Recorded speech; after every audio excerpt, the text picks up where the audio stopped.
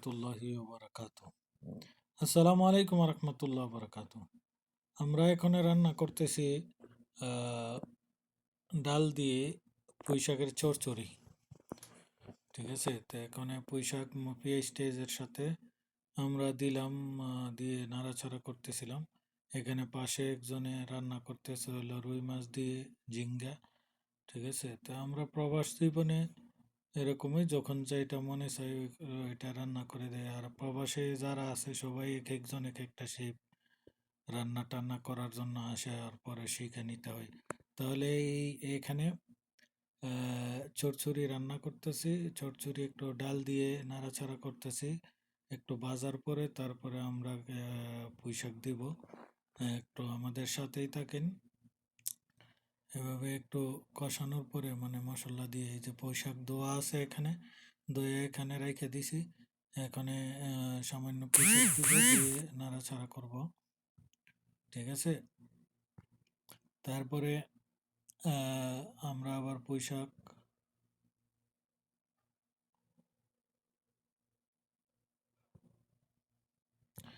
একটু এই কষানো হচ্ছে, আবার কষায় ঠিকঠাক করে তারপরে আবার ভালো করে দেখে নিতে হবে যে তেল ছাড়ছে কিনা। এখান থেকে আমরা পুঁই শাক সামান্য দিলাম, দেওয়ার পরে এইটারে ডালটারে আবার মিক্স করতে হবে। মিক্স টিক্স করে তারপর ডালের সাথে মিক্স করে তারপরে আবার পুরো আমরা আবার ইয়ে করব। পুরো আগুনটা একটু মিডিয়াম করে দিলাম যাতে পুঁই শাক থেকে পানি ছাড়ে।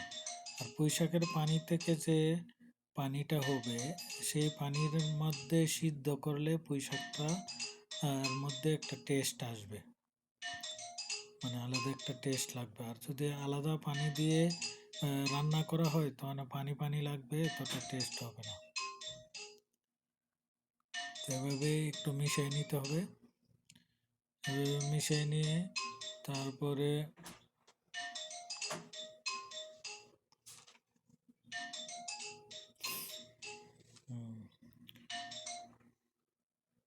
এই পুরো পুঁইশাকগুলো তারপরে ঢেলে দিতে হচ্ছে। পুরোটা ডালার পরে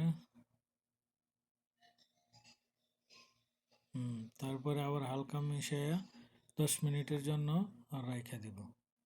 ঠিক আছে, 10 মিনিট পর জন্য রাইখা দিলে এইটা পেঁয়াজটা মানে পেঁয়াজ মশলার সাথে ওইটা একদম মিশে যাবে। মেশার পরে একটু পানি ছাড়বে, নিজের থেকে নিজে পানি ছাড়বে। পানি ছাড়ার পরে তখন আগুনের আঁচটা একটু কমায় দিয়ে তারপরে একটু অনেকক্ষণ রান্না করলে মানে সিদ্ধ হয়ে যাবে ইনশাল্লাহ। সিদ্ধ হয়ে গেলে দেখবেন এখানে একটু টমেটো দিয়ে দিলাম। টমেটোটা দিয়ে ঢাকনা লাগাইয়া আমরা 10 মিনিট অপেক্ষা করব। ওকে, 10 মিনিট পরে আবার আসবো। 10 মিনিট পর আসলাম, 10 মিনিট পরে একটু লাড়াটাড়া দিয়ে তারপরে আবার একটু উল্টাই দিব নিচের থেকে উল্টাই দিয়ে আবার কতক্ষণ আমরা রেখে দিব।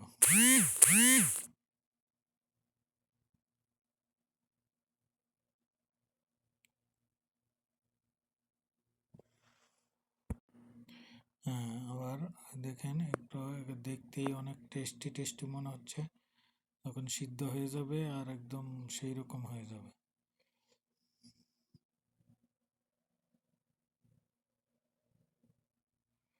ঢাকনা লাগাই দিলাম, আগুনটা একটু কম করে দিলাম। তারপরে